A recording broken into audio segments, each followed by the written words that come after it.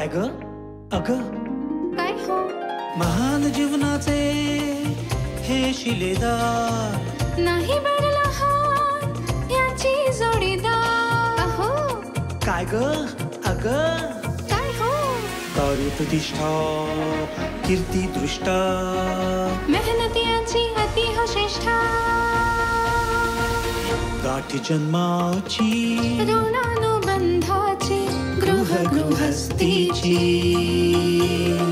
जोडी बघा हे खुलून दिसे जोडी बघा हे खुलून दिसे हो आमचे हे आमची आमचे हे आमचे हे आमची आमचे हे आमची नमस्कार. सह्याद्री वाहिनीच्या सर्व रसिकांचं मी स्मिता गवाणकर मनापासून स्वागत करते. आजच्या प्रेमाची गोष्ट आहे ना, सांगू सांगू म्हणताना सांगताच न येण्यासारखी आहे. कारण ती कलावंत आहे, तो बुद्धिवंत आहे. ती जगण्यातला सूर शोधते, त्याला तिची लय माहिती आहे. ती तालबद्ध आहे, तो संसाराचा तोल सांभाळतो आहे. खरं तर ती अमृतासारखी मदाळ आहे, तो कमळासारखा विशाल आहे. तिला सारे गम अवगत आहे, तो संसारातले सारे गम बाजूला करून तिला आनंदी आणि समाधानी ठेवण्याचा प्रयत्न करतोय. आणि म्हणूनच या प्रेमाच्या गोष्टीला आता 25 वर्ष पूर्ण होत आहे. कसं काय बघूया. म्हणूनच आजच्या प्रेमाच्या गोष्टीतला तीव्र स्वर जर लागला ना, तर ती ओरडते आमचे हे ना, आणि मग तो तितक्याच रागाने म्हणतो आमची ही ना. अशा या आमच्या ही आणि आमच्या हे मधले आमचे हे आहेत शिक्षणतज्ज्ञ पंकज नातू, आणि त्यांची ही आहे सुप्रसिद्ध गायिका अमृता पंकज नातू. आपण त्यांचं स्वागत करूया. अमृता पंकज हरवले कुठे? शारद सुंदर चंदेरी राती ला ला ला ला ला ला ला ला ला. शारद सुंदर चंदेरी राती स्वप्नाचा झुलत झुला, थंड या हवेत घेऊन कवेत साजना झुलव मला. साजणारे मोहनारे ऐकणारे तुझ्याच साठी रे तुझ्याच साठी सगळे सोय रे मी सांडिले पाठी. वा वा वा वा वा. हे आत्ता जरी प्रेमाने म्हटलंस ना तरी चाल माझ्या बरोबर असं करून जे तू ओढत आणलं ना मी त्याला. चाल माझ्या बरोबर. महाराष्ट्राच्या रसिकांच्या वतीनं आणि आमच्या सह्याद्री वाहिनीच्या वतीनं तुमचं मनपूर्वक स्वागत. थँक्यू सो मच मिता. थँक्यू. रौप्य महोत्सवी वर्ष साजरं करताय, पण ह्या प्रेमाचं रहस्य, ही प्रेमाची गोष्ट ऐकण्याची खूप इच्छा आहे. तर ह्या गप्पांना सुरुवात करूया. थँक्यू. अमृता, एक तर तुला अशी बघायची सवय नाही, त्यामुळे इतकी गोड दिसतेस. थँक्यू. इतका रंग छान दिसतोय. आणि आमचे जावई बापू तर काय बाबा कायमच up to date. Aghal Paghal आम्हाला मान्यच नाही आहे. लग्नाला 25 वर्ष झाली. मनपूर्वक स्वागत. आणि तुम्हाला मी घेऊनच जाते थेट सांगलीच्या कृष्णाकाठी. कृष्णाकाठी मीरा किंवा राधेसारखी भजन गात असलेली आमची अमृता, आणि मध्येच असं एक छान कमळ असं उमलतं, आणि त्या कमळामध्ये तुला सामावून घेणारा आमचा पंकज. कसे जुळले हे कोण सांगेल? पंकज तू सांग. आज होऊनच जाऊ देत. हां, म्हणजे मला पण कळेल की त्याला किती आठवतंय. असं समजू नकोस. नाही, मला अजून आठवते की सांगलीमध्ये मेन रोडवरती मी अमृताला पहिल्यांदा बघितलं. आणि मी बघितलं आणि म्हटलं अरे किती सुंदर मुलगी आहे. आणि लकीली अमृता तिच्या मैत्रिणीकडे गेली. वृंदा दांडेकर म्हणून तिचं नाव आहे. तर आणि लकीली मी पण तिथे गेलो, म्हणजे कॉमन फ्रेंड. मग तिथे आमची ओळख झाली. आणि मी तिला असं जाणून दिलं नाही की माझी नजर आहे म्हणून, पण मी अगदी हां हॅलो नाईस मीटिंग यू वगैरे. ऑलरेडी तेव्हा सांगली सोडून पुण्याला गेले होते पुढच्या शिक्षणासाठी. मग दुसऱ्या दिवशी आमचं रामलिंगला जायचं एक असं ट्रिप ठरली अचानक मित्रांची. आणि मग आम्ही गेलो. आणि लकीली काय झालं की माझी जी यामा होती तिथं पार्टनर नव्हता कोण, तर अमृता माझी पार्टनर झाली. मग गप्पांचा आणि मग अमृता पुण्याला शिफ्ट झाली होती. आणि काही कारणांनी सारखं पुण्याला माझं येणं जाणं चालू झालं. वाढवलं. आणि काहीतरी स्पोर्ट्सचं, म्हणजे बॅडमिंटन प्लेअर असल्यामुळे स्पोर्ट्सची काहीतरी टुर्नामेंट आहे किंवा काहीतरी कॉलेजचं काहीतरी अकॅडमिक काम आहे, आणि माझं पुणे दौरा चालू झाला. आणि मग नंतर मग मी पुणे युनिव्हर्सिटीमध्ये ॲडमिशनच घेतली फर्ग्युसन कॉलेजमध्ये. या बात आहे पंकज. मला वाटतं यहामावरून फर्रकन सुरू झालेला प्रवास, आयुष्याचा एक सुंदर प्रवास सुरू झाला. अमृता, कधी सारेगम पद नि सा असं कधी झालं? सा हाच ऍक्च्युली ह्यांनी सांगितलेलं बरोबर आहे, त्याला बऱ्यापैकी आठवत आहे. तुला 10 पैकी 10 मार्क. हे बरं आहे. हां, पण मी तेव्हा ऑलरेडी सांगली सोडून पुण्याला गाण्याच्या दृष्टीनेच माझ्या आईवडिलांनी ही स्टेप घेतली होती की आता आपण पुढे जाऊया. म्हणजे त्यामुळे पुण्याला मी पुढचं शिक्षण माझं BMCC मध्ये झालं.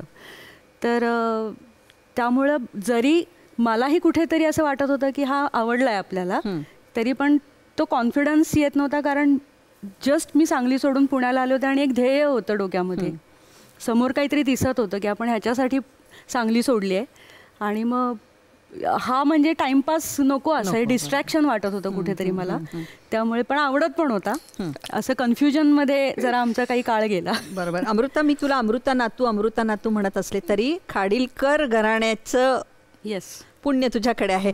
ते थोडंसं सांग की तुमची पार्श्वभूमी सांग. सांगलीतले खाडीलकरांची तू नात पणती वगैरे असं. हां, मी नाट्याचार्य कृष्णाजी प्रभाकर खाडीलकर ची मी पणती, म्हणजे ते माझे पणजोबा. आणखीन सुप्रसिद्ध गायिका इंदिराबाई खाडीलकर यांची मी नात. नंतर आंतरराष्ट्रीय कीर्तनकार मंजुश्री खाडीलकर यांची मी मुलगी. वा वा वा वा. त्यामुळे फार मी भाग्यवान समजते स्वतःला. खरंच फार भाग्यवान समजते. आध्यात्मिक नंतर सगळेच सूर तुमच्या घरामध्ये पडलेले. तू लहानपणापासून म्हणजे आता हा प्रश्नच चुकीचा आहे की तू उत्तम गात होतीस का, पण गाणं हाच माझा प्राण आहे असं कधी ठरवलं नाही? मला खूप उशिरा हे रिअलायझेशन झालं. कारण कदाचित कुठली पण गोष्ट, म्हणजे मला जिलबी खूप आवडते, पण सकाळ संध्याकाळ रात्र जिलबी दिलीस तर कदाचित मला आवडेनाशी होईल. अगदी बरोबर आहे. तसं ते झालं असेल कदाचित. त्यामुळे जे मी तुला एवढी नावं घेतली त्याच्यात माझी आत्या, माझी चुलत बहीण वर्षा भावे, माझा मोठा भाऊ त्यागराज खाडीलकर, हे सगळे आले त्याच्यात. त्यामुळे कधीही कुठेही कुणाच्याही घरी जरी गेलो किंवा काही तरी सारखे सतत गाता येतच. आणि त्याच वाटत. हां, आणि मला पण बखोटीला धरून किंवा माझे आजोबा असे काठी आपटायचे, गायला बस असं करून. तर ते कुठेतरी मला बास झालं होतं. त्यामुळे मी खूप वर्ष नृत्य शिकले आणि गाणं म्हणलं की मी पळून जायचे. सो पण त्यामुळे साधारण मला वाटते एक 16-17 वर्षांची असताना मग मला हे जाणवलं की पंकज, ते आळवाचं पाणी आहे ना ते. खरे. पंकज, नुसतीच पाहिलीस का आधीच माहिती होतं? नाही, आधी नाव माहीत होतं. अमृता खाडीलकर नाव बऱ्यापैकी प्रसिद्ध होतं आणि आम्ही एकाच कॉलेजमध्ये होतो. पण मी 2 वर्ष सिनियर होतो. पण असं भेटलो नव्हतं कधी. भेटलो ते मी जे मेन रोडचं जे सांगतोय ते खरं आहे. हो, तिला माहिती आहे. आणि तो मेन रोड माहितीच आहे. त्याच्यात पंकज उभे आणि अमृता अशी बागडते ना. अमृता आवडण्यासारखीच आहे, पण लग्न करणं ही खूप मोठी जबाबदारी असते. आणि एका कलाकाराबरोबर, एवढ्या मोठ्या घराण्यातल्या मुलीबरोबर खूप विरोध झाला असं आम्ही ऐकलं तुमच्या लग्नाला. आणि का, म्हणजे काही कारणच नाही खरं तर. त्याच्यात आम्ही विसरलोय. ट्रिकी क्वेश्चन आहे. नाही, पण तरी सांग ना गमती की शेवटी घरच्यांच्या ज्या अपेक्षा असतात, म्हणजे अमृताचं तेव्हा करिअर आणि ती सारेगम जिंकली होती तेव्हा हिंदी, त्यामुळं बेसिक ती प्रायोरिटी होती. त्यामुळे लग्न वगैरे करून या सांसारिक गोष्टींमध्ये अडकणं वगैरे लहान वयात नको जबाबदारी असं. किंवा माझे पण मे बी फॅमिलीला असं वाटत असेल की हा सांगलीत हा बरा आहे कशाला, किंवा ही गाण्यात करिअर करणारी सून असणं म्हणजे ही कॉन्सेप्ट नाही. बरोबर. 25 वर्षापूर्वी, 25 वर्षापूर्वी सांगलीतलं कुटुंब माझं, म्हणजे सासरचंही लोक. खरे. तर हेच दोन्ही माझ्या कुटुंबाच्या वेगळ्या कारणं होती, त्यांच्या कुटुंबाची वेगळी कारणं होती. त्यामुळे असा भयंकर विरोध झाला असं नाही, पण त्यांनी त्यांचं मत दाखवलं होतं की वी आर नॉट हॅपी. आणि आमच्याकडनं पण नव्हतं ना.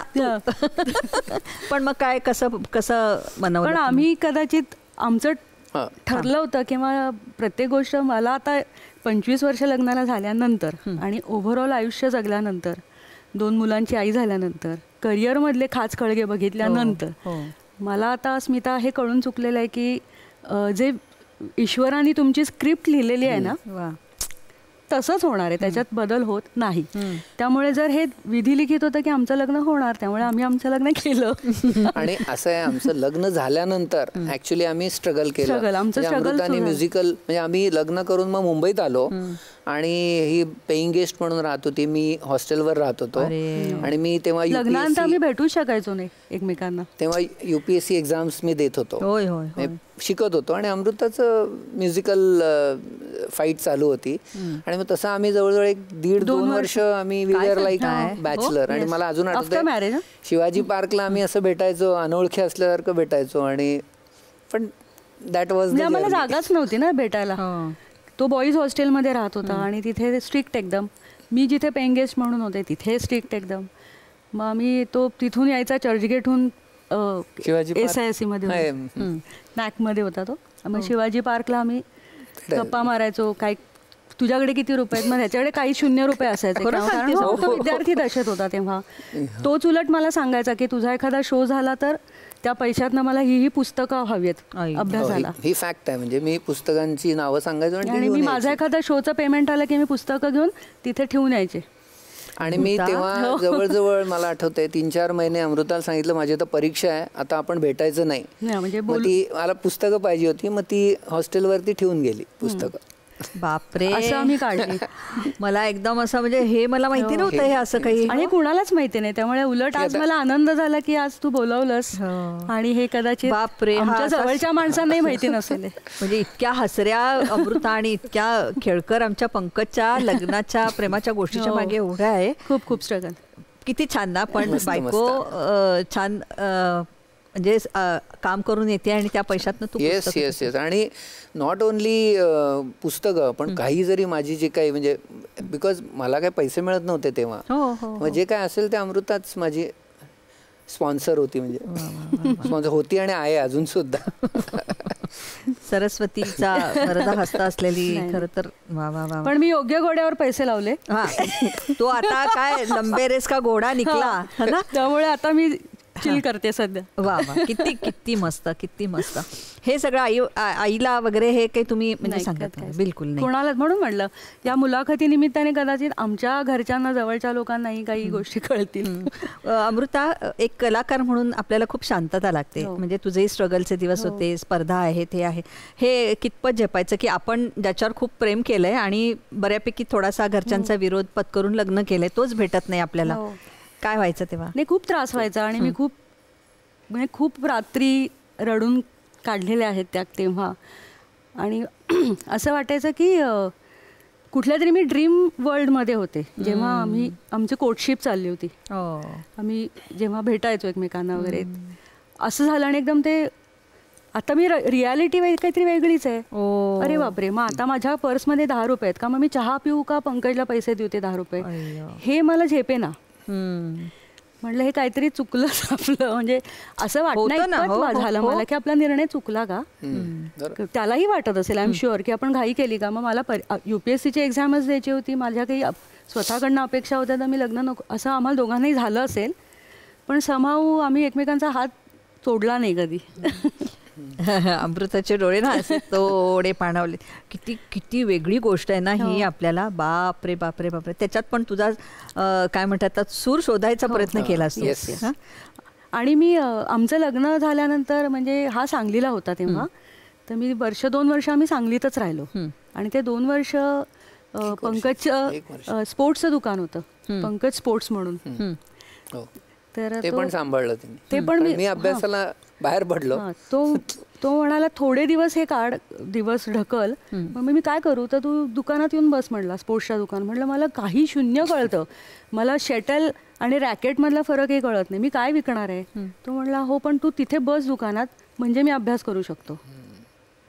तर मी दुकानात जाऊन बसायचं आणि मला काहीच कळायचं नाही. आणि मी एकटीच, गिरायक नाहीच कोणी, शुकशुकाट, शटल विकायचं, रॅकेट्स विकायचं. मी म्हटलं याला काय आपण कुठेच बसलोय, गाण्याचं काय करायचं, रियाज कधी करू मी. आणि हा अभ्यास करत होता. असं आम्ही 1-1.5 वर्ष काढलं. पंकज, जसा हिला सूर सापडला पाहिजे तसा अभ्यासात पण मन रमलं पाहिजे रे. आणि एका उत्तम घराण्यातली मुलगी जी कलाकार आहे तिला आपण लग्न करून आणलेलं आहे, ह्याचं तुला प्रेशर नाही आणलं? प्रेशर होतं ना, असं वाटत होतं की आपण फसवलं का काय तिला. बापरे. आणि कसं आहे की स्वतःकडनं पण अपेक्षा असतात, तशा एकमेकांकडनं पण अपेक्षा असतात. म्हणजे तिच्या अपेक्षांना आपण काय म्हणजे कमी नको म्हणजे न्याय देत नाहीये असं एक ते फिलिंग खूप. आणि लहान होतो ना आम्ही, तोही लहान होता. आज मला कळतंय की तोही लहान होता. तेव्हा मी जरी चिडले असेल तरी आम्ही दोघेही लहान होतो आणि खूप गोंधळलो होतो की आता पुढं काय करायचंय.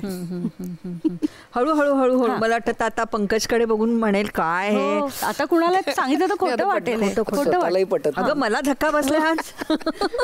तरी सुद्धा कधी चेहऱ्यावरचं हसू तुमच्या मावळलं नाही, हे सगळ्यात महत्वाचं. अमृता, जेव्हा तू सांगलीमध्ये असायचीस त्यावेळेला अमृता म्हणजे क्या बात आहे की अमृताचा नंबरच आला.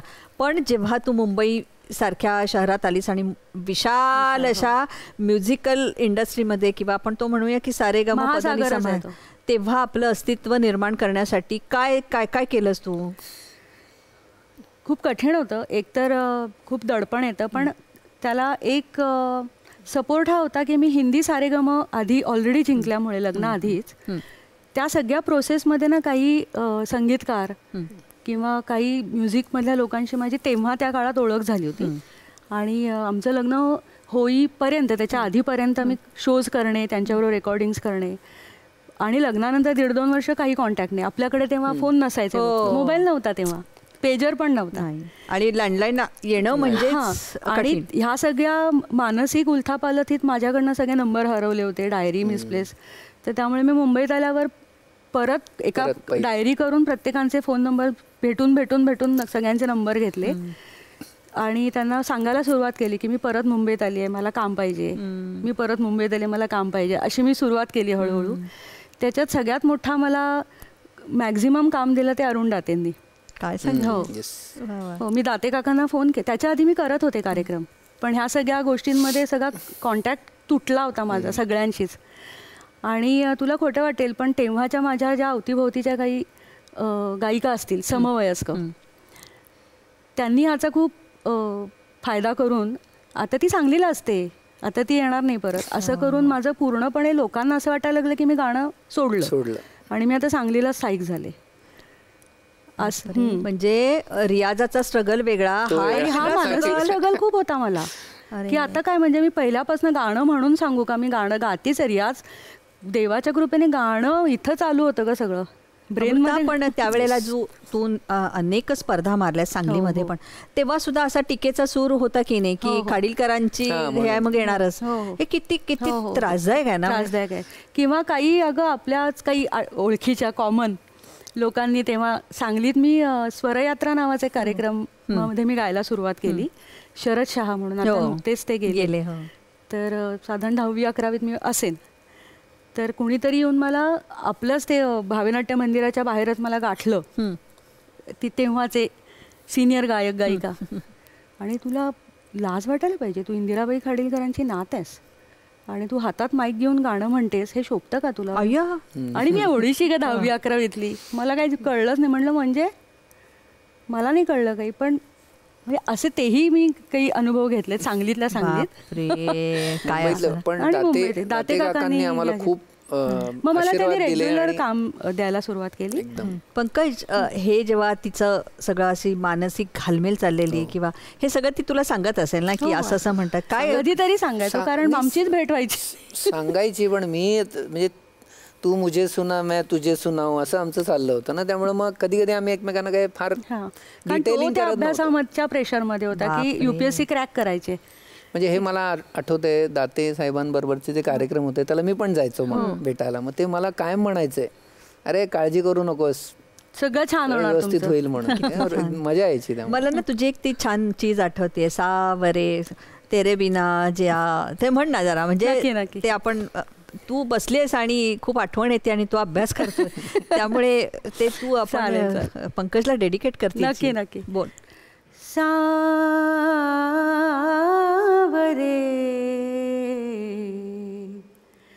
तेरे बिन जिया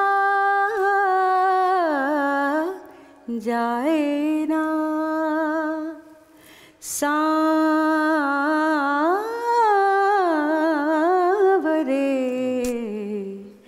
तेरे बिन जिया जाए ना, जलूं तेरे प्यार में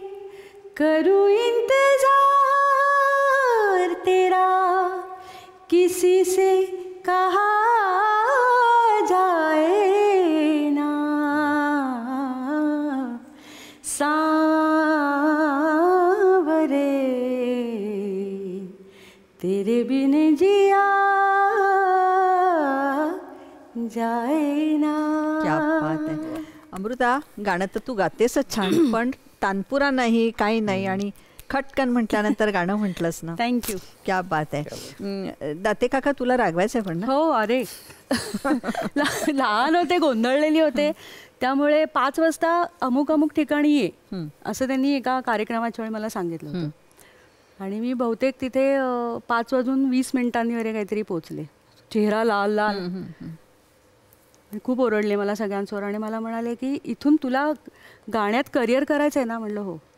मग ते म्हणाले तू गाणं रियाज वगैरे तर तू करशीलच आणि तू सुरेलच, पण तुला काम करायचं असेल खूप तर तुला डिसिप्लिन फार आवश्यक आहे. म्हणजे कुणाही तुला वेळ दिली तर त्या वेळेच्या आधी 1 तास जाऊन थांबायचं. अरे वा. तर तू खूप वर्ष टिकशील. वेळ पाळणे, कमिटमेंट्स पाळणे, रिप्लाय देणे लगेच, ह्या सगळ्या गोष्टी त्यांनी शिकवल्या मला, जर तुला टिकायचं असेल तर. पण ह्या गोष्टी मॅटर करतात खूप. खरे खरे खरे खरे. तुझ्या आयुष्यामध्ये ना खूप चांगली माणसं तुला भेटली. मोहिले, अनिल मोहिले पण तुला भरभरून आशीर्वाद दिले. हो ना. Yes yes. अनिल मोहिलेंबरोबर असंच, म्हणजे खूप लहानच होते आणि काम सुरू केलं अशी. तर एका रेकॉर्डिंगला त्यांनी मला बोलावलं आणि माझं नंतर होतं, पण आधी कोरस चालला होता. तर मला म्हणाले तू करून घे कोरसचं डबिंग. म्हटलं मी सगळ्या मोठ्या मोठ्या वयाने सगळ्या कोरस गाणाऱ्या तेव्हाच्या मिडल एज असतील सगळ्या, आणि मी लहान. मी म्हटलं मी कसं नाही. नाही तू जा ना, तू तिकडे जा, हेडफोन्स लाव आणि त्यांच्याकडनं कोरसचा टेक तू करून घे. असं शिकायचं मला म्हणाले. घाबरायचं नाही, मी शिकवतोय तुला स्टुडिओतलं काम कसं करायचं. आणि मी गेले, मग मी सगळ्यांकडनं कोरस टेक वगैरे करून घेतला. आणि म्हणजे हे गुरुच आहेत प्रत्येक छोट्या छोट्या गोष्टींमधले, की रेकॉर्डिंग कसं करून घ्यायचं, कोरसकडनं कसा टेक करून घ्यायचा वगैरे, ह्या गोष्टी, टेक्निकल गोष्टी ह्या. बरोबर. पण बाईंनी खूप शिकवलं. अमृताची करिअर तुझ्यापेक्षा जरा लवकर झाली. म्हणजे अमृता खूप पटकन सुरू झाली. तेव्हा तुझी स्वतःची मानसिक स्थिती कशी असायची की अरे बापरे आपण हिला सांभाळलं पाहिजे? खरं म्हणजे मला लग्नाच्या वेळेस किंवा त्याच्या आधी पण म्हणजे आपण सेलिब्रिटी बरोबरच वावरतोय असं, आणि त्याचं दडपण पण यायचं ना. हो मग. कारण म्हणजे मग असं असायचं की काहीतरी करायला पाहिजे, कारण अमृताला ओळखायचे लोक. मग सह्या घ्यायचे, मला विचारायचे. मला अजून आठवतंय खूप वेळा असं व्हायचं की मला विचारायचं ही अमृता खाडीलकर का. त्यामुळं it was a different feeling. म्हणजे मजा पण यायची, आनंद पण वाटायचा, पण असं पण वाटायचं की अरे आपण आपल्याला तिच्याबरोबर थोडं मॅचअप करायला लागणार ना.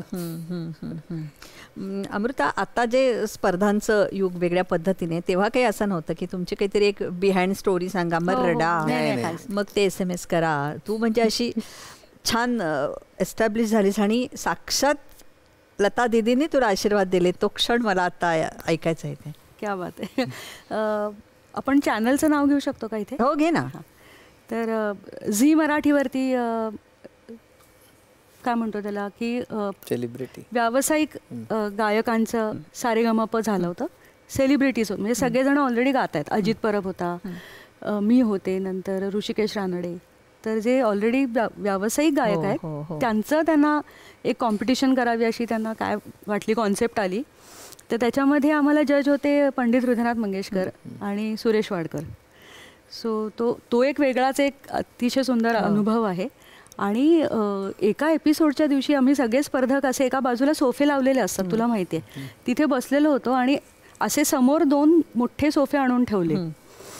तर आमची आपापसात कुजबूज सुरू झाली की कोण येणार.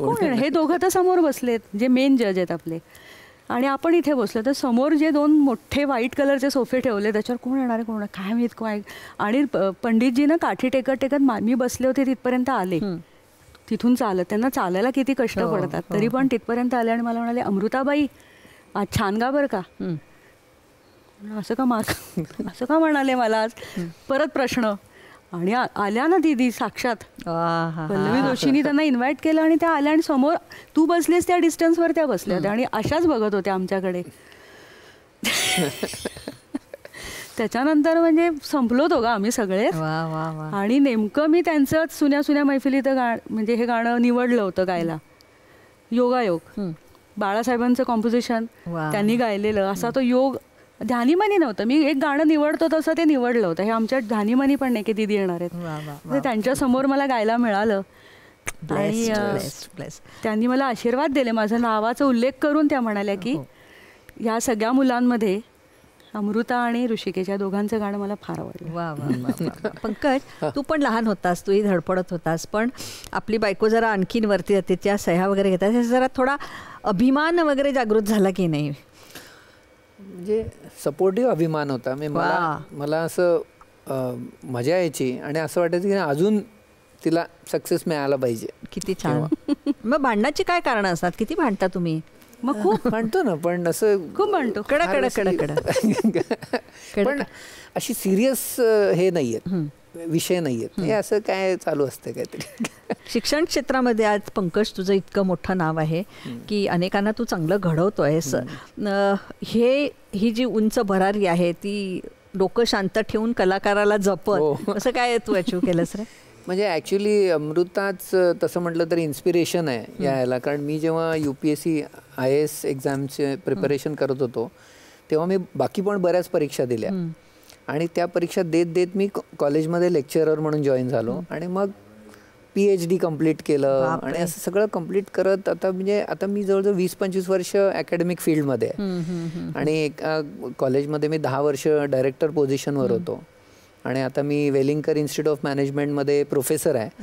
तर आता काय म्हणतात त्याला, आता म्हणजे एक प्रकारचं अचिव्हमेंट झालेली आहे, ती वाढत जाणार. बरोबर. पण कसं आहे की घरातनं सपोर्ट लागतो ना. म्हणजे काय म्हणजे असं कॉमेंट्स नॉर्मली होतात की बायको नवऱ्याला म्हणते की किती मिळवतोस म्हणून. कारण अकॅडमिक फील्डमध्ये काय, it's not like a corporate, पण लेवल ऑफ अचिव्हमेंट आणि सॅटिस्फॅक्शन त्याला मिळतं. आणि मेन आपण विद्यार्थ्यांबरोबर जे काही टाइम स्पेंड करतो त्याच्यामध्ये आपण खूप फ्युचर लीडर्स घडवतो. त्याची कलाकार असल्यामुळे तिला नेमकं ना समाधान या शब्दाचा अर्थ माहितीये की मला एखादी टाळी मिळाल्यानंतर किंवा वन्समोर मिळाल्यानंतर काय मिळतं, तसं तुझ्या क्षेत्रात. आणि ते समाधान मग त्याला लाखांचं पॅकेज जरी मिळालं कॉर्पोरेटमध्ये आणि जर तो दिवस रात्र ऑफिसमध्येच असेल तर काही त्या पैशाची मजा नाही, तो उपभोग कधी घेणार मग. आणि खूप म्हणजे जे स्टुडंट्स भेटतात 10-20 वर्षानंतर, त्यानंतर काही जे शेअर करतात की अरे सर तुम्ही होता म्हणून, दॅट इज वर्थ इट. म्हणजे 25 वर्षानंतर तुझ्या माझ्या संसाराला आणि काय हवं असं तू त्याला म्हणू शकतेस. त्यामुळे ते गाणं म्हणून दाखव ना, तुझ्या माझ्या संसार. कुठलं म्हणूया आपण? हिंदी चालेल ना? हो चालेल, अगदीच चालेल. होश वालों को खबर क्या, बेखुदी क्या चीज है. होश वालों को खबर क्या, बेखुदी क्या चीज है. इश्क कीजिए फिर समझिए, इश्क कीजिए फिर समझिए, जिंदगी क्या चीज है.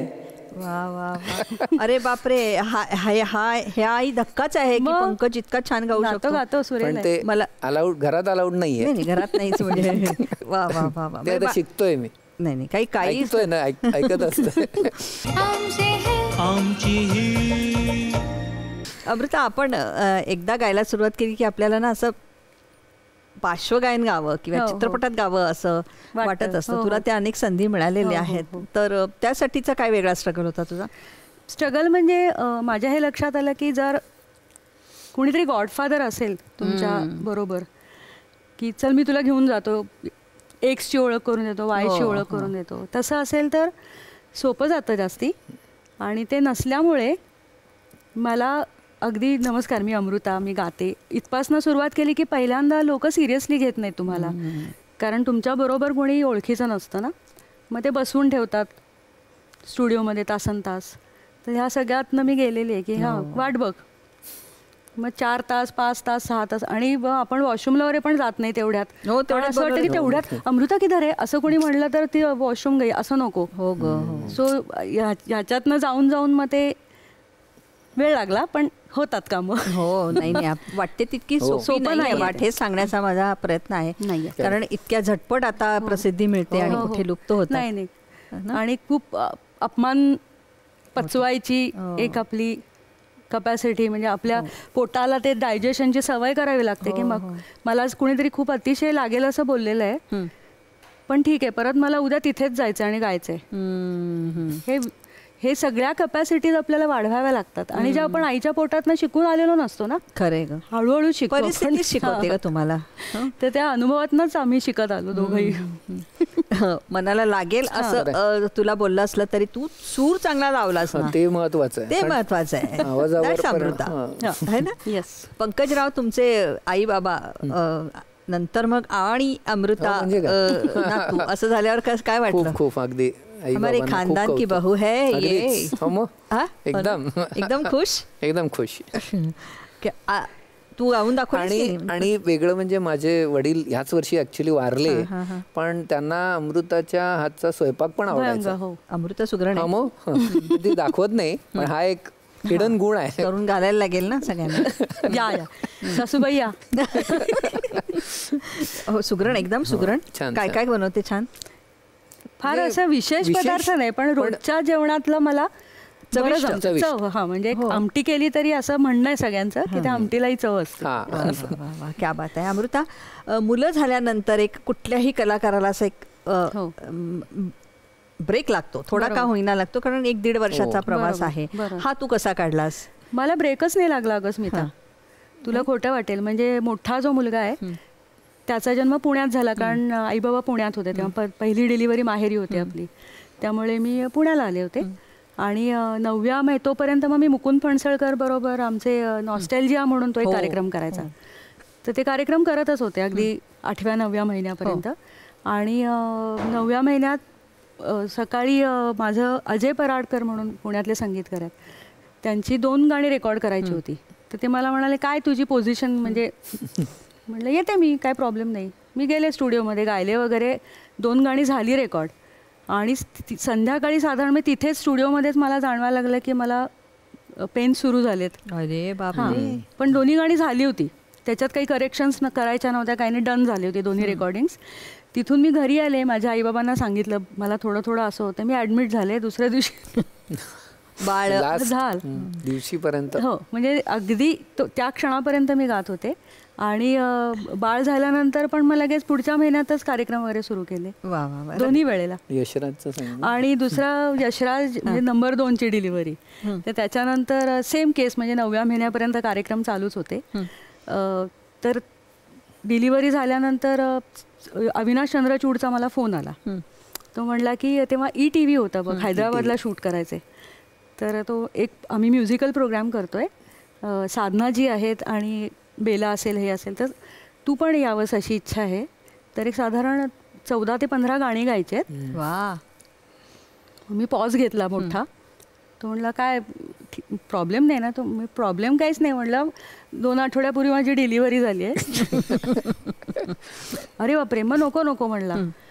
म्हणलं नाही येते, कारण तेव्हाही सिच्युएशन अशी होती थोडीशी की हा थोडा PhD आणि ह्या सगळ्या मूडमध्ये होता वगैरे, त्यामुळे आम्हाला असं होतं की काय जे काही मिळेल कुठूनही मनी सोर्स, कारण जस्ट बाळ झालंय, हॉस्पिटलची बिलं आणि हे ते बरंच खर्च असतात आपल्याला, सगळं डोक्यात बघ माझ्या काय काय. नाही बरोबर आहे. त्यामुळे मी म्हणलं मी येते. नाही कशी येणार तू? म्हणलं मी 15 गाणी गायचेत. गाते काय लिस्ट गाणी सांग फक्त मला. त्यांनी लिस्ट पाठवली, त्यातली काही गाणी येत होती, काही येत नव्हती. मग माझ्या छोट्या बाळाला मांडीवर घेऊन ती गाणी बसवली मी. आणि सीझर झालेलं, त्यामुळे दुखत पण होतं खूप. आणि माझी आई तेव्हा माझ्याकडे आली होती लकीली. मी आईला म्हणलं बघ असं असं आहे, तू येशील का माझ्याबरोबर हैदराबादला? तर जेव्हा माझं शूट असेल तेव्हा तू बाळाला घेऊन बस, नसेल तेव्हा मी त्याला आतमध्ये येऊन फीडिंग वगैरे करेन वगैरे. बापरे. आणि आम्ही 15 दिवसाचा यशराज त्याला फडक्यात गुंडाळून हैदराबादला फ्लाईटनी हैदराबाद 15 गाणी गायले मी. ती आता युट्यूबवर आणि सगळीकडे अवेलेबल आहेत. काही सोपं नसतं ना, यशाला शॉर्टकट नाही ना, काही नाही काही. अगदी ती गाणी गायले आले. आणि कमालीची गोष्ट म्हणजे त्याच्यानंतर तिथे म्युझिशियन्सनी तर मला बघितलंच बाळाला घेऊन आलेलं, त्यामुळे मला खूपच सगळे आपले प्रेमळ माणसं सगळी. आणि मग नंतर त्याचं मिक्सिंग वगैरे झाल्यानंतर अविनाश चंद्रचूडने मला फोन केला स्पेशली. तो म्हणला की सॅल्यूट. एक तर तुझी जस्ट डिलिव्हरी झाली, तू बाळाला 14 दिवसाचं बाळ घेऊन आली. म्हणजे मंदिरात जातो आपण 21 दिवसांनी, त्याच्या आधी तू स्टुडिओतच घेऊन आलीस. आणि तुझ्या एकाही गाण्यामध्ये कुठेही करेक्शन्स किंवा तू बेसूर झालीस हे म्हणलं ही देवाची कृपा आहे. बाकी काय, कारण मी रियाजात पण नव्हते ते 15 साधना आहे. देवाची कृपा असून चालत नाही, तुझेही कष्ट आहेत. कारण बाळाला एवढ्याशा घेऊन जाणं हा सोपा निर्णय नाहीये. पंकजची नेहमीच त्याला साथ मिळालेली आहे. पंकज, तू कार्यक्रमांना जातोस तेव्हा तुला अनेक कार्यक्रमांना तू गेलेला आहेस.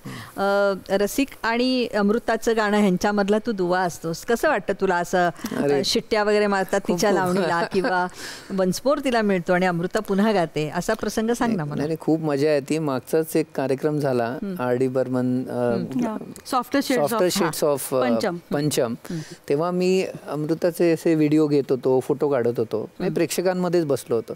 तर एक बाई मला म्हणाली, अरे बाजू हटो. तर मी म्हटलं, अहो माझी वाईफ आहे, एक 2 फोटो काढतो म्हटलं, कारण नंतर मला रिपोर्ट करायचा आहे. तर ती म्हणाली, आपकी वाईफ है? अरे आप यहीं बैठी है म्हटली. बघ, म्हणजे दॅट शोज तुझा वशिला. पण आता आपण अशी एक सिच्युएशन हे करूया की अमृताचा लाईव्ह परफॉर्मन्स R.D. चा चालू आहे आणि अशी छान दाद मिळते आणि तू असं ते छान व्यक्त हो. अमृता, एक होऊन जाऊ दे. अरे होऊन जाऊ दे. बर, मुळात सॉफ्टर शेड्स ऑफ पंचम ही जी कॉन्सेप्ट आहे त्याच्यामध्ये आपण R.D. बर्मनची फक्त जी सॉफ्ट गाणी आहेत ती घेतो. तीच एक 25-30 गाणी आहेत. तर मी त्यातले गाणं ऐकवते मला.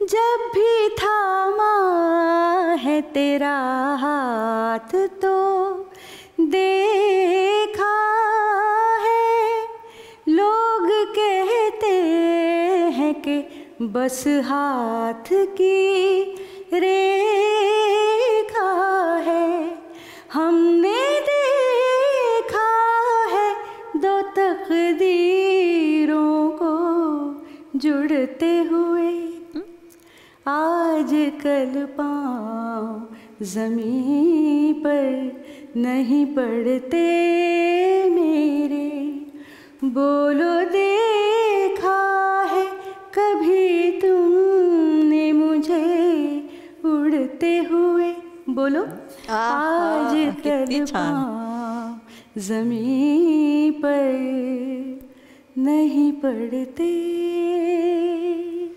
पंकज असाच असतो का कायम गोड बघत आणि नाही? अरे काय, अरे कायम हा प्रश्न आहे ना. ऑलवेज असं असतोस का? ऑलवेज कुणीच गात असताना नाही, गात असताना हा प्रश्न होता का? म्हणजे नाही, असं मला म्हणायचं की कायम प्रश्न काय आहे? जरा बऱ्यापैकी गोडच असतो. मी माझ्या नादात असलो तर दॅट्स डिफरंट. माझ्या नादात म्हणजे कळलं ना, म्हणजे तिकडे पण मैत्रिणी आहेत. पंकज विषयी काय तक्रारी आहेत तुझ्या? होऊनच जाऊ देत. बापरे, अरे बापरे म्हणजे नाही, मला पण लिस्ट बनवायला बघू लगेच. तुझी लिस्ट तयार ठेव. काय पंकजची असणारच आहे. पंकजच्या काय तक्रारी? तक्रार ऍक्च्युली काही नाहीये. तक्रार म्हणजे तो ना खूप एक काय म्हणतो त्याला, आपल्याला आडनावातच सगळ्यांना खाडीलकर, नातू, अभ्यंकर, जोशी, म्हणजे सर्किट बघ म्हणाली. हो म्हणाली. हो तर खाडीलकरच आहे. हा, पण नाही, हा म्हणजे जरा होता खूप तापट किंवा काय म्हणतो त्याला आपण, की ही गोष्ट मी सांगतोय ही अशीच व्हायला पाहिजे असं. पण ते त्यांनी इव्हेंच्युअली ह्या काही वर्षांमध्ये जसा जसा तो त्याच्या करिअरमध्ये ग्रो होत गेला आणि एका पोझिशनला जाऊन आता काही वर्ष एका इन्स्टिट्यूशनमध्ये डायरेक्टर म्हणून बसला, तसा तसा ना त्याचा स्वभाव बदलत गेला आणि त्याला कळलं की असं काम होत नाही. जेव्हा तुम्हाला 10 लोकांकडनं काम करून घ्यायचंय तेव्हा अशा टोनमध्ये काम होणार नाही. त्यामुळे आता त्याच्यात खूप बदल झाला, पण तसा तो होता. आणि त्यामुळे माझी मुलं पण चेष्टेमध्ये लहानपणचे काहीतरी किस्से सांगत असतात की बाबा एकदा चिडले होते, त्यांनी रॅकेट फेकली वगैरे. हे किस्से आमच्याकडे अजूनही, आम्ही चहा पिताना ते आमचे विनोदी किस्से आहेत काही काही. हो, पंकजने काय रॅकेट वगैरे नाही, रॅकेट फेकायचोच मी कायम. परत आणून द्यायला लागायची काय. बाय द वे तो नॅशनल प्लेअर आहे हा, बॅडमिंटन. काय सांगते? हो, अरे वा. आणि पंकज, आता अमृताबाईंच्या खोड्या सांगा. अमृताचं म्हणजे एक तर तब्येतीची स्वतःची काळजी घेत नाही. हो बापरे. त्यानंतर खूप उशिरा झोपते आणि उशिरा उठते. मग कशी तब्येत राहणार चांगली? आणखीन असं काही लाडात मी समज फोन केलाय, काय करतेस वगैरे वगैरे, ते म्हणते ठीक आहे घरी आल्यावर बोलूया आपण. अय्या अमृता, अगं मला कुणाशीच म्हणजे मी बोलू खूप नाही बोलतायत मला, प्रॉब्लेम आहे माझा. उलट ही तक्रार असते की अखंड फोनवर असते अशी तक्रार. माझ्या आईची काय तक्रार आहे तुझ्याकडे? माझी आई ह्याच्याकडे कंप्लेंट करते आणि माझी आई आणि हा फोनवर पण तास तास बोलतात. आणि मग अमृताला दे ना फोन म्हणलं की मी फोन ठेवलेला असतो. कशी आहे साई, बरी आहेस ना? ओके. तुला समोर बोलायला आवडतं असं नाहीये की हाच फक्त, मला नाही, मला सुचत नाही म्हणजे. बरोबर. I am not good in that फोनवर गप्पा मारण्यात. पण पंकज इतकी सुंदर आपली बायको, त्यातून गाणारी, त्यातून ग्लॅमरस, त्यातून टाळ्या शिट्ट्या सह्या घेणारी आहे. तर जेव्हा ती अशा वेगवेगळ्या लोकांबरोबर चांगल्याच आपल्या गायकांबरोबर अपना चांद किसी के साथ जा रहा है तो जलन तो होती है. कशी? हो होणार. खोटं बोलणार नाही मी, वाटतंच थोडंसं. आधी जास्त वाटायचं, ते आधीच विचारते रे. एकंदरीत म्हणजे मला असं वाटतं की ते नॅचरल फिलिंग होतं आणि तेव्हा कधी कधी ते कंट्रोल करता यायचं नाही. म्हणजे कसं की आता समज तिचं रेकॉर्डिंग चालू आहे, तिने फोन नाही उचलला किंवा तिने फोन केला नाही, तर नंतर मला काय मी किती वेळा फोन केले, तू फोन उचलला नाहीस. किंवा कधी कधी स्टुडिओमध्ये रेंजच नाही. तर हे सगळे अनुभव झालेले आहेत. पण म्हणजे मी असंच म्हणेन की थोडं यू हॅव टू त्या वेळेला थोडं इझी. पण मला वाटतं तुमच्या नात्यांमधला एक विश्वास आणि प्रेमाचं नातं घट्ट आहे. अमृता, पिल्लू होती मुलं, त्यावेळेला जाताना पंकजने सांभाळलं सगळं? हो. पंकज आणि आमच्या दोन्ही मुलं पाळणा घरात असायची, कारण त्याची नोकरी होती ना, त्यामुळे तो काय फार तर संध्याकाळी आल्यावर तो मुलांना घेऊन यायचा पाळणा घरातनं. पण तो नोकरीला जायचा, मी बाहेरगावी कार्यक्रमाला, त्यामुळे मग तरी घेऊन येणे सगळं पंकज. आम्ही शिफ्ट मध्ये केलेले काम. पंकज आणि अमृता, जेव्हा तू पेइंग गेस्ट म्हणून ती हॉस्टेलमध्ये, मग त्या शिवाजी पार्कला भेटायचं, मग एखादा पोलीस येणार, क्या क्या चल रहा है, क्या चल रहा है, काय सांगतो? अरे आम्ही लग्नानंतर आम्ही हनीमूनला, बरं का, आमच्या पैशानीच, किती तुझ्याकडे माझ्याकडे किती असं साठवलेलं, मग आम्ही गोव्याला आम्ही गेलो बरं का. आणि कायम कोणाच माझ्या वडिलांच्या डोक्यात आलंच ते, कारण आमचं लग्न लवकर झालं असल्यामुळे आम्ही फारच लहान दिसत होतो. तर ते म्हणाले की तुमचं ID कार्ड किंवा काहीतरी ठेवा, तुम्हाला लोक तिथं विचारणार सगळे, किंवा लग्नाचा फोटो वगैरे ठेवा, असं माझ्या वडिलांनी सांगितलं. आणि आम्हाला सगळीकडे गोव्यामध्ये आम्हाला एका पोलिसाने अडवलं. आम्ही गाडीवर चाललो होतो, मी म्हटलं नाही मॅरिड आहे. क्या मॅरिड आहे? पळून आणलीस घरी सांगू का वगैरे, दाखवला जरा. म्हटलं अरे मी सहज बोलले. खरंच आहे. हो. बर, तर तो पेइंग गेस्ट म्हणून ती हॉस्टेलमध्ये, घर नाही, हे नाही, असं स्ट्रगल करताना आपलं घर झालं. त्या आपल्या घराची काय गंमत आहे? खूपच फार रंजक गंमत. सांग. म्हणजे सांगलीचे कलेक्टर होते संजय उबाळीजी, ते इथे सेक्रेटरी होते आणि एकदा शिवाजी पार्कवर आम्हाला भेटले आणि ते बॅडमिंटन, ते म्हणाले की अरे काय कसं आहेस वगैरे वगैरे, काय चाललंय? म्हटलं काय नाही, असं हे चाललंय वगैरे, थोडंफार सांगितलं. मग कुठं राहतोयस? म्हटलं नाही घर नाही आहे. तर ते म्हणाले अरे तू जागेची तीव्र निकड या सदराखाली मंत्रालयामध्ये तू अप्लाय कर, कारण तू बॅडमिंटन प्लेयर आहेस, ही गायिका आहे. आणि मग तिथे एक राऊत साहेब म्हणून होते, त्याने आम्हाला खूप सपोर्ट केला याच्यामध्ये. आणि आम्हाला मग गोरेगावमध्ये 1 रूम किचन, छोटंसं 1 रूम किचन घर, 1,18,000 रुपयामध्ये ते सँक्शन झालं. आमच्याकडे तेवढे नव्हते आणि आमच्याकडे 1 रुपया सुद्धा नव्हता. त्यामुळे मला म्हणाला आपल्याला घर सँक्शन झाले, पण आता पैसे कुठनं भरायचे? मग तुला आश्चर्य वाटेल की देव कसा असतो बघ. म्हणजे कुणीही नसलं तर कुणीतरी देव पाठवतो ना. तर ज्यांच्या थ्रू सँक्शन झालं ना, ते राऊत सर, म्हणजे आता ते काकाच म्हणायला लागलो आम्ही नंतर त्यांना.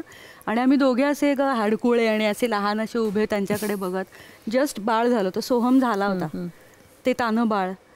तर मग त्यांच्या लक्षात आलं, त्यांनी पंकजला विचारलं काय प्रॉब्लेम आहे काही? म्हटलं हो पैसे नाहीत आमच्याकडे द्यायला, आणि घर आता आम्हाला अलॉट झालेलं.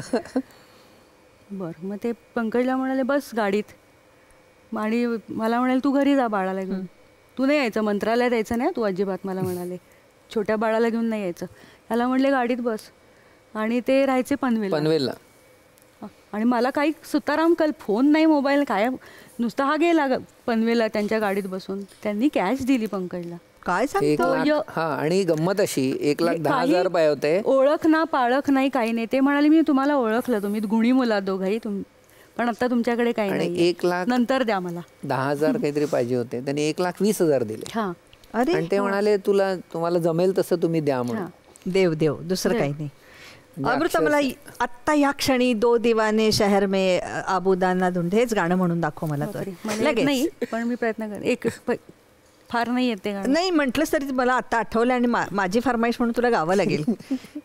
लगेचच म्हण.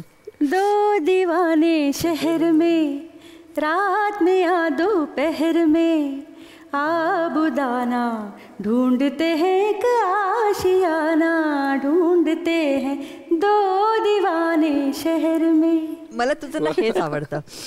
नखरे नाही म्हटलं की कसं आहे. सूर छान लागला की नाही, बाकी सगळं वा वा वा वा. किती छान वाटलं ना पहिलं पाऊल टाकताना. काय वाटलं ग घरी? खूप मस्त वाटलं. रडलोच आम्ही दोघं, तिथेच रडलो आम्ही. म्हणजे मंत्रालयाचे तिथेच जेव्हा पैसे पण दिले त्यांनी, सगळं म्हणजे परस्परच गोष्टी चालल्या आहेत, कोणीतरीच पैसे देतंय. आणि मेन म्हणजे हे घर मिळायच्या आधी 5 ठिकाणी आम्ही मुंबईत भाड्याने राहिलो. इथं 2 महिने, तिथं 4 महिने. ते अवघड होतं, कारण सांगलीत मस्त लाईफ आपलं होतं आणि मुंबईत आल्यावर हे काय सगळं चाललंय. पण मुंबई सगळं देते. मुंबई देवी प्रसन्न झाली, सगळं दाखवते तुम्हाला, ग्राउंडिंग पण करते, जमिनीवर आणते तुम्हाला, रियालिटी दाखवते की वडापाव खायला पण पैसे नाही आहेत, सगळं दाखवतं. छान आहे. आणि कलाकारांना तर मस्तच बसतात पहिले अपमान. आणि मग अमृता नंतर स्टुडिओमध्ये एकदम मायक्रोफोन वगैरे लावून अशी थाटात तू उतरलीस आणि मग हे करते. तो हे आनंद तू खूप घेतलास. हो, मी घेतला खूप. म्हणजे स्टुडिओमध्ये गाण्याचा आनंद, नंतर परदेशात जाऊन कार्यक्रम करण्याचा आनंद मी घेतला नक्कीच. म्हणजे मला तू गझल वगैरे पण किती सुंदर गायतेस ना. पंकज, आता कसा बघतोस रे तिच्याकडे तू? म्हणजे आता छान, मी असं म्हणजे एक ॲडमिरेशननी बघतो, असं ॲडमायर किंवा असं म्हणजे हीच का ती, असं हीच का ती. बरोबर. आपण त्या मेन रोडवर एक्झॅक्टली बघ ना कसा कुठून कुठे प्रवास. अगदी अगदी. आईची 75 तू आता केलीस ना? नाही, आई आता 85. तर ते करत असताना एक खूप मोठी कीर्तनकार, त्यातून आपली आई, पण तिची मुलगी सुद्धा तितकीच प्रथितयश गायिका झाल्यावर आईच्या मनात काय असतं का आता? तिला खूप आनंद होतो, कारण काही गोष्टी तिला माहिती आहेत, ह्या सगळ्या फेजेसमधल्या थोड्या थोड्या स्ट्रगल सगळं माहिती आहे. त्यामुळे तिला अतिशय आनंद होतो आणि तिला पंकजबद्दल पण भयंकर कौतुक आहे. त्यामुळे आम्ही चिडवतो पण तिला, जावई माझा भला, म्हणजे ते त्यांचंच गुळपीठ आहे त्याला असती. आणि माझं पण इतके मैत्रीचे संबंध आहेत, आमची भांडणं पण खूप होतात आईंबरोबर. जसं फ्री आहे एकदम, पण कायमच त्या आमच्याबरोबर. म्हणजे आम्हाला आमच्याकडे काहीच नव्हतं मुंबईत, फ्रीज घ्यायचा होता, त्याचं पहिली इन्स्टॉलमेंट द्यायला पण पैसे त्यांनी दिले होते. अरे वा. आणि बाळ होतं ना, पहिला मूल माझं लहान होतं, तर दूध खराब व्हायचं हे, तर आई म्हणाले असं का, मी फ्रीज घेऊन ये म्हणाली पंकजला, मी पैसे देते तुला. अशा गमती आहेत. आणि इव्हन मी UPSC एक्झामची तयारी करायला अमृताच्या घरी राहिलो होतो पुण्यात, आणि मी सांगलीत त्याचं दुकान सांभाळत होते. तेव्हा अमृताचे आई बाबा म्हणजे अभ्यासासाठी पोषक वातावरण म्हणून माझे मित्र कोणी आले तरी बाहेरच्या बाहेर त्यांना कटवायचे, नाही तो अभ्यास करतोय म्हणून. खूप सपोर्ट. आता मेन रोडवर जायची हिंमत आहे की नाही? आता मेन रोड इथंच आहे ना. मेन रोडवर मेन हायवे हिअर. तुला काय आता कशा आठवणी तुम्ही जाता तेव्हा काय काय ग होतं? आता बदललं पण खूप सगळं. पण मजा येते, म्हणजे त्या आठवणी आहेतच ना. आम्ही हरिपूरला जाऊन बसायचो, मग विश्राम बाग मध्ये फिरायचो, विलिंग्डन कॉलेजच्या इथे जाऊन बसायचो. ते it was a different time. Yes, बरोबर. हे सगळं करत असताना अमृताचे आता तिथे सह्या पण घेतल्या जातात आणि फोटो काढले जातात. आणि सांगलीचं वैभव म्हणून एका मासिकामध्ये जेव्हा लेख आलेला तेव्हा अमृता खाडीलकर आमची आहे असं सांगताना त्या सांगलीकरांना खूप अभिमान वाटला. अमृता, आता जाता जाता आम्हाला इतकी छान ट्रीट दे तू गाण्याची, पण त्याआधी खरा हा पंकज आहे. म्हणजे इतका चिखल असताना सुद्धा इतका तुझ्या उमललेला आमचं ते कमळ आहे. तू मला चिखल म्हणतेस? तू नाही चिखल, त्यामध्ये या अमृतरूपी आमच्या मधमाशीला म्हणूया आपण. तो चिखल नाही, तुमची परिस्थिती आपली त्यातून ते उमरलेलं आहे. आणि तो इतका तुला छान जपतोय ना, हे तर नक्कीच. आणि त्यामुळे खरं मला वाटतं प्रेमाचा धागा असा पूर्ण, आणि मुलांकडे पण पूर्ण लक्ष. अगदी म्हणजे आणि मला आज सांगायला खूप आनंद होईल की तुझा मुलगा नेव्हीमध्ये, ते पण सांग ना. येस. माझा मोठा मुलगा सोहमादित्य, तो 12वी नंतर NDA मध्ये गेला आणि NDA मध्ये 3 वर्ष त्याचं ट्रेनिंग होऊन आता त्याचं शेवटचं वर्ष चालू आहे. त्यांनी नेव्ही अडॉप्ट केलं आहे, तर त्यामुळे आता त्याचं कोचीला त्याचं, आता तो शिपवर आहे सध्या. आणि पुढच्या वर्षी ही विल बी ऑफिसर. या नोव्हेंबरमध्ये कमिशन्ड ऑफिसर. पण एकदा आम्ही कार्यक्रमाला जात असताना अमृता काहीतरी 3 वाजता उठलेली, त्याचा खाण्याचा डबा, त्याचा मधला डबा, त्याचा ह्याचा डबा, त्याचा असे ती डब्यांची मला तिने नावं सांगितली. त्या डब्यात तिने काय काय दिलंय, कारण त्याच्यामध्ये त्याचा फुटबॉलचा सुद्धा एक होता. त्यामध्ये ती काय मेमरी बघ तिची. मी थक्क झाले, म्हटलं अगं तू कधी केलंच नाही. म्हणाले 3 वाजता. आणि हे रोजच आहे असं, हे माझं रोजचं रुटीन आहे. आणि अजूनही आता पंकज इतके वर्ष नोकरी करतोय, तर कधीही असं होत नाही की त्याचा डबा मी भरलेला नाहीये. मग मी कुठूनही येऊ दे, मग मी एअरपोर्टवरून येऊ दे, किंवा आता मी इथे नाहीच आहे सपोज 3 दिवस नाही, तर मग शक्य नाही. बट मला हे माहिती आहे की जर मी आता फॉरेनहून आले, मी लँड झाले, मी मिडनाईटला पोहोचले आणि तो सकाळी जाणार आहे, तर मी त्याचा टिफिन भरल्याशिवाय झोपत नाही. हे आणि दोन्ही मुलांचं पण. आणि म्हणूनच खरं आता ते भारताचं वैभव आहे आमच्या, नाही का तुझा लेख म्हणजे.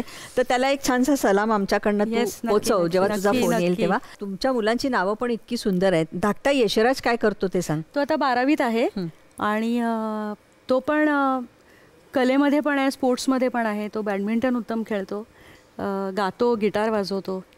आणि आता बाकी पुढे काय करायचं हे माहिती नाही, कारण असं मधलड आदलड असं वय आहे ना, त्यामुळे खूप काय काय करायचंय, पण नक्की काय हे कळेल आता. बरोबर. पण दोघांचं सुंदर कॉम्बिनेशन आहे, खेळ पण आहे, कला पण आहे. त्याला पण आमच्याकडून शुभेच्छा सांग. थँक्यू. अमृता, खूप छान म्हटलं आणि आज मला खूप भरून आलं, कारण मला हे खरंच माहिती नव्हतं. हे इतकी मोठी स्टोरी, पैसा म्हणजे काय हे मला माहिती नव्हतं.